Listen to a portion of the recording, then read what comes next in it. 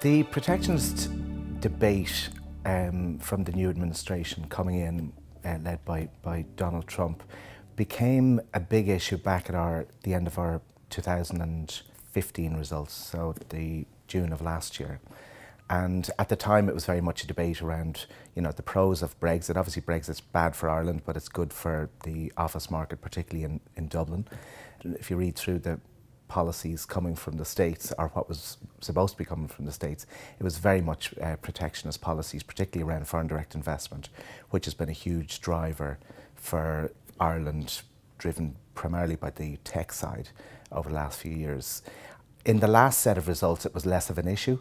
I think that, clearly Brexit has become much closer, much more visible, and the triggering of Article 50 on Wednesday was a very big progression on that front.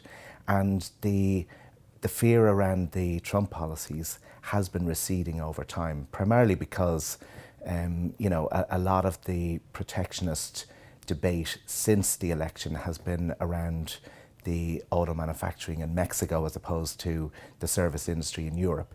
And if you look at the American companies that are operating in Ireland, it's predominantly American companies operating in Ireland servicing EMEA.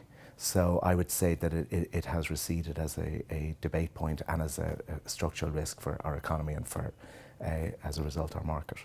So we're going for the last 4 years, and during that time our shares traded predominantly at a premium to the underlying net asset value. Why are they trading at a discount now? The two major geopolitical events that have impacted Ireland, one being the new presidential candidate, Donald Trump, taking office, where our shares took a big drop on the back of a fear around what was going to happen to foreign direct investment if there was a continued theme around the protectionist debate that we've spoken about. And the second issue was Brexit. So when Brexit happened on June 23rd, the view, again, because we import 14% of our GDP from the UK, and we export about 18% of our GDP to the UK. So UK is our biggest trading partner. And clearly, as I said, it is bad for Ireland.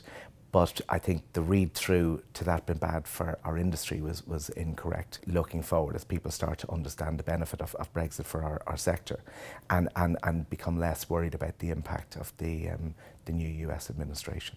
We predominantly looked at the allocation in the context of putting more capital into the retail sector, because originally our allocation called predominantly on the office sector was because foreign direct investment was the big driver, and despite the fact that our consumers and the Irish population were still very highly leveraged, we felt that we could get the office sector at a cyclical low on the rental side and a cyclical high on the yield side.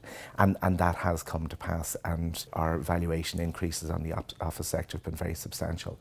And when we looked at it 15 months ago, on allocating into retail, we just felt that the structural risk around e-commerce and the disruption from e-commerce on the retail sector was not been priced into the direct asset market on the retail sector. So on that basis, we decided not to allocate money into the retail sector, and we felt that logistics was going to be the beneficiary of that. And you can see it going on with what's going on in Europe and the UK. So we are allocating more capital into the logistics sector, and we've been reducing our capital allocation, even though it was relatively small, in the retail sector.